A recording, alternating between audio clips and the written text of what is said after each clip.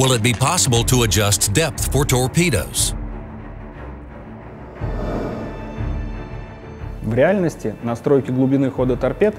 reality, the depth depends on the type of the target we want to hit.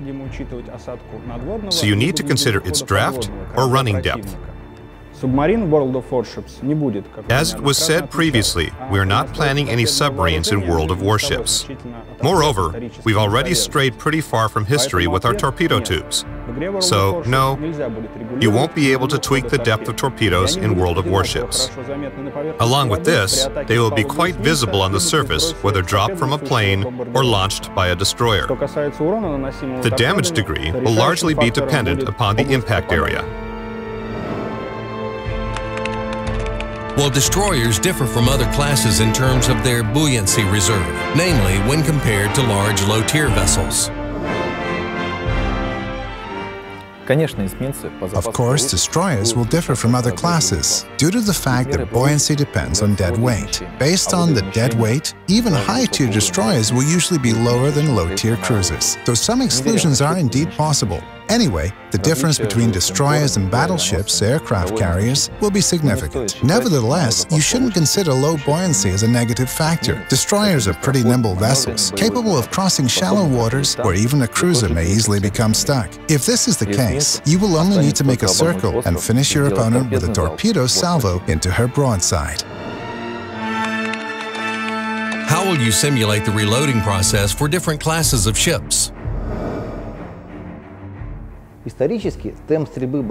Historically, the fire rate for major calibers is not defined in terms of seconds, but rather a wider period, for instance 2 to 3 shots per minute. This was conditioned by the fact that the fire rate depended on the distance to the target. The farther away it is, the more time is required for major caliber barrels to descend for the reloading sequence and lift back up again to take aim. In World of Warships, all these parameters will be historically accurate to prevent our battleships from turning into floating machine guns. On the other hand, torpedo tubes make us refrain from such accuracy. This was connected to the fact that crews didn't rearm the tubes under heavy return fire in those days. This brought us to thinking that it would be too hardcore to issue a ship capable of attacking only once per battle. That's why torpedo-carrying ships do reload in World of Warships, even though this process is a bit time-consuming. Will you introduce ricochets?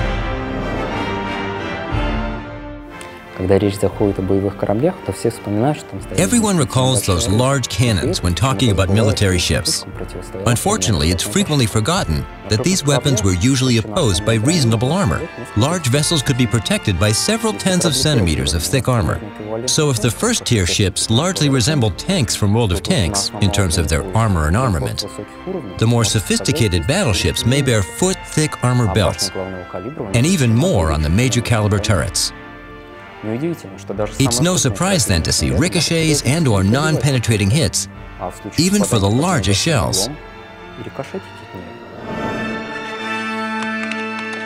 Will there be large bombers with more than one turret, like the B-17? Heavy bombers, B-17s and the like, will not be presented in the game initially. We're planning only seaplanes to be available by the time of the release of World of Warships. What will happen to planes that are in the air when their carrier is destroyed? Currently, all squadrons airborne when their ship is destroyed will continue to fulfill the missions that were issued prior to the destruction of their mothership. Bombers and torpedo planes advance to their targets and attack them. Having dropped their bombs and torpedoes, they continue patrolling the same area. Fighters move along the course set, attacking enemy planes in their sight.